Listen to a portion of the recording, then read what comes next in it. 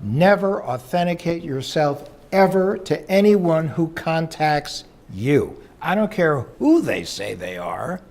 You never do it. It's one thing if your financial institution calls you and says, Bob,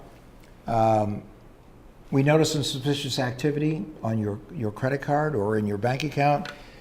Just confirm whether you had anything to do with these transactions. The minute they go one step further and say, just to confirm you're you, could you flip over your credit or debit card and just read us the security code on the back of it?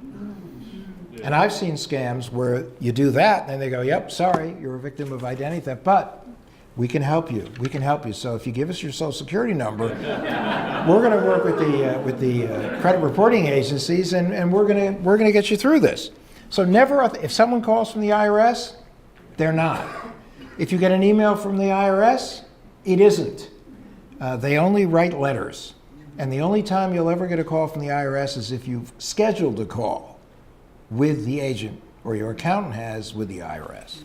So even if the caller ID looks real, and we've had cases where people get a call and it looks like it's the caller ID from their child.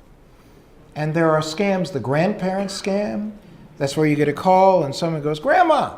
And you hear the voice and you think it's your grandchild, so you blurt out the name and then they go along with it. We had one, actually my mother-in-law got a call saying that her grandchild was in Philadelphia and had an accident, had rear-ended somebody, and was arrested.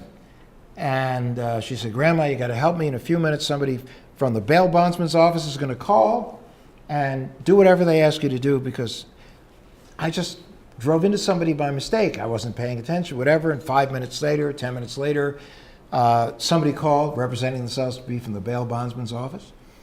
And my mother-in-law is pretty smart. And she said, wait a minute. I never heard of anybody. I mean, unless they're texting or they're drunk, driving into the back of somebody and getting hauled off to jail. And, give me your number. And then she had my sister-in-law call this person back. They answered. And the second they said, I'm with an insurance company. It's what I do. And I've never heard of this. Click. They went away. But they wanted $2,600 on a prepaid debit card right away in order to take care of that problem. So never authenticate yourself to anyone for any reason. It's one thing if you call the institution, if you call the bank, if you call the credit card company, and they say, we need you to verify who you are, they're actually trying to protect you. And sometimes it can be a little cumbersome, but you know what? Gotta do it, gotta do it.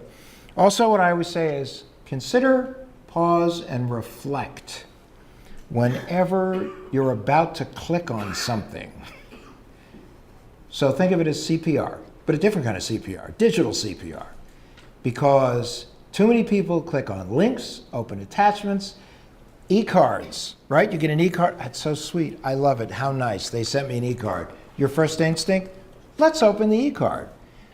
What you should do, buzzkill, I agree, is pick up the phone and just call whoever it is and say, did you just send me an e-card?